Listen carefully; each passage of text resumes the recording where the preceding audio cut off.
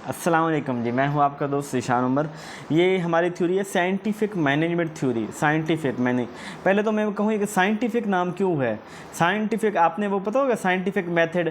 तो scientific method क्या होता है? प्रॉपर एक तरीके को, एक रूल्स को, एक प्रोसीजर को फॉलो करके नॉलेज को लेना, तो साइंटिफिक कहते थे। अब साइंटिफिक मैनेजमेंट थ्योरी भी ऐसी है कि जिसके हर प्रोसेस को हम साइंटिफिकली जो है ना उसको देखते हैं कि वो साइंटिफिकली ठीक है कि नहीं। अगर वो साइंटिफिकली ठीक है तो हम करेंगे, साइंटिफिकली ठीक नहीं है तो हम उसको नहीं करेंगे। तो ये साइंटिफिक मैनेजमेंट थ्योरी इसको बोला जाता है। ये टेलर ने दी थी और इसको टेलरिज्म थ्योरी भी कहते हैं। किसने दी?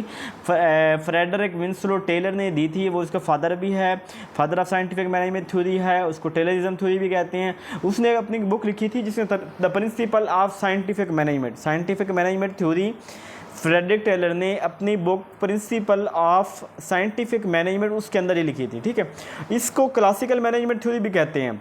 मैंने आपको क्लासिकल मैनेजमेंट थ्योरी की वीडियो जो है वो कल भी सेंड की थी। अब क्लासिकल मैनेजमेंट थ्योरी जो है ना उसके अंदर तो क्लासिक मतलब ओल्ड तमाम थ्योरीज़ की बात हो रही थी। तो ये भी ओल्ड थ्योरी है, ये बहुत ओल्ड है। ये बाद में जो है ना बड़ी फेमस बड़ी बाद में हुई है, लेकिन ये साइंटिफिक मैनेजमेंट थ्योरी बहुत ओल्ड है। तो इसको क्लासिकल मैनेजमेंट थ्योरी भी इसको बोला जाता है। ठीक है, इसका कंसेप्ट क्या है? ये कहते हैं जो क्लासिकल थ्योरी जितनी भी है ना, ये इंसान को कम अहमियत देती हैं, ये पैसे को ज़्यादा अहमियत देती हैं। और ये कहते हैं कि इंसान जो काम करने वाले हैं ना, ये चूँकि इंडस्ट्रियल एरिया था उस वक़्त, और इंडस्ट्रियल एरिया के अंदर लोगों की जो थी ना, लोग काम ठीक नहीं कर रहे थे, लोग अपनी इतनी अच्छी आउटपुट नहीं दे रहे थे। जो इंडस्ट्री थी ना वो थोड़ा जवाल की तरफ जाने लगी थी।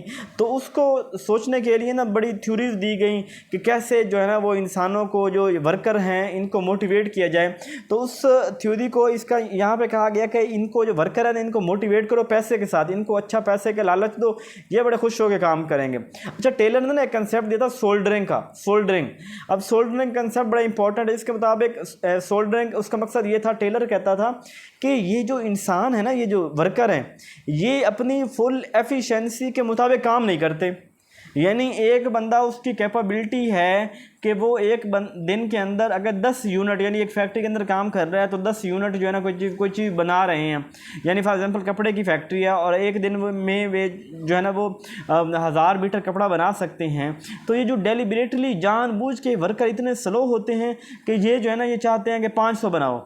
ये कहते हैं हमें तो तनख्वाह जो है ना वो मिल जानी है, महीने के एंड पे हमें तनख्वाह मिल जानी है, क्यों हम इतनी सरदर्दी लें और इतना ज़्यादा काम करें। जैसे आजकल ये गवर्नमेंट सेक्टर में यही काम होता है कि लोग अपनी एफिशिएंसी के मुताबिक काम नहीं करते। उन्हें पता हमें तनख्वाह मिल जानी है, क्या हम इतना दबाव लें और सुबह से लेकर शाम तक करें। भाई 1-2 दिन में केस निकाले, 1-2 फाइलें साइन की, बस यही काम हमारा है। तो सोल्डरिंग के कंसेप्ट दिया। और सोल्डरिंग भी 2 तरह की उसने कहा, एक होती है नेचुरल, एक होती है सिस्टमेटिक सोल्डरिंग। सिस्टमेटिक सोल्डरिंग से मुराद ये है कि काम के अंदर सुस्ती आना, प्रॉपर रूल्स को फॉलो करने के लिए। एक जैसे रेड टैप है, ये काम पहले, फिर ये फलां से साइन करवाओ, फिर ये करवाओ। अभी इसके अंदर जो है ना वो सोल्डरिंग हो रही है, काम कम हो रहा है, लेकिन जानबूझ के नहीं हो रहा, बल्कि सिस्टम की वजह से हो रहा है। सिस्टम के अंदर इतने फ्लॉज हैं तो सिस्टम के। दूसरी नेचुरल के अंदर है कि बंदा डेलिबरेटली जानबूझ के काम जो है ना वो थोड़ा करता है, ताकि मैं ज़्यादा काम करूँगा तो मैं थक जाऊँगा, तनख्वाह तो मुझे है वही है जो मिलनी है। तो ये सोल्डरिंग का कंसेप्ट दिया। उसने कहा कि इंसानों को जो आप पैसा दें, जो वर्कर को पैसा दें, उनकी वेजेस की बुनियाद पर दें, उनके काम की बुनियाद पर दें। उनको जो है ना ये पैसा माहाना मंथली बुनियाद पर नहीं दें। और ये रीज़न तलाश की जाए कि ये लोगों की प्रोडक्शन कम क्यों हो रही है। इसके अलावा replace working by rule of thumb. Rule of thumb क्या होता है कि चीज़ें जो डिसाइडेड हैं, जैसे चल रही हैं, वो कह रहा है इसके रूल ऑफ थंब ठीक नहीं है। रूल ऑफ थंब को क्या करो, चेंज करो। मतलब यही कि वो जो जिसको मंथली तनख्वाह मिल रही है उसे छोड़ें, उसे कहा कि आपको डेली मिलेगी। अच्छा काम करोगे अच्छे पैसे मिलेंगे, कम काम करोगे कम पैसे मिलेंगे। यानी उसे कहता है कि वो मंथली भी दो तो उसे बोनस उसका रख दो। उसको कहो कि ज़्यादा काम करोगे तो आपको बोनस मिलेगा। तो कहता है कि रूल ऑफ थंब जो है ना, जो एक टिपिकल चीज़ें, रिजिड चीज़ें, ट्रेडिशनल चीज़ें, उनको चेंज करके कुछ नया लेके आया जाए। हर चीज़ का साइंटिफिक एनालिसिस किया जाए कि क्या प्रॉपर इस चीज़ के ऊपर इतना ही टाइम लगता था, इतना ही पैसा लगता था, इतनी ही कॉस्ट आती थी।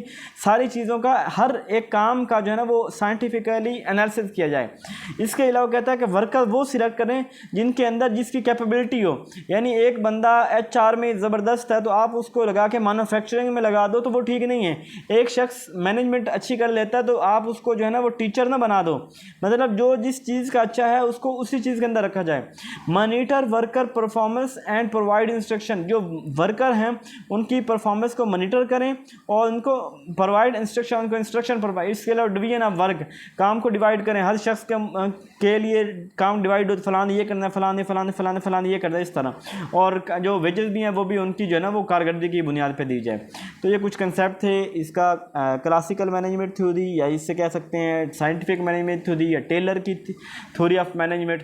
तो इसको अपने जहन के अंदर रख लें, कुछ खास नहीं है, बस के रूल ऑफ थंब को रिप्लेस कर दें, लोगों को उनके मुताबिक जो है ना वो सलाहियत के मुताबिक काम दिया जाए, सोल्डरिंग को ख़त्म किया जाए और उनकी जो परफॉर्मेंस बढ़ाई जाए, वर्क को डिवीजन की जाए, ये वाली बातें हैं। ठीक है, अपना ख्याल रखिएगा, जज़ाकल्लाह।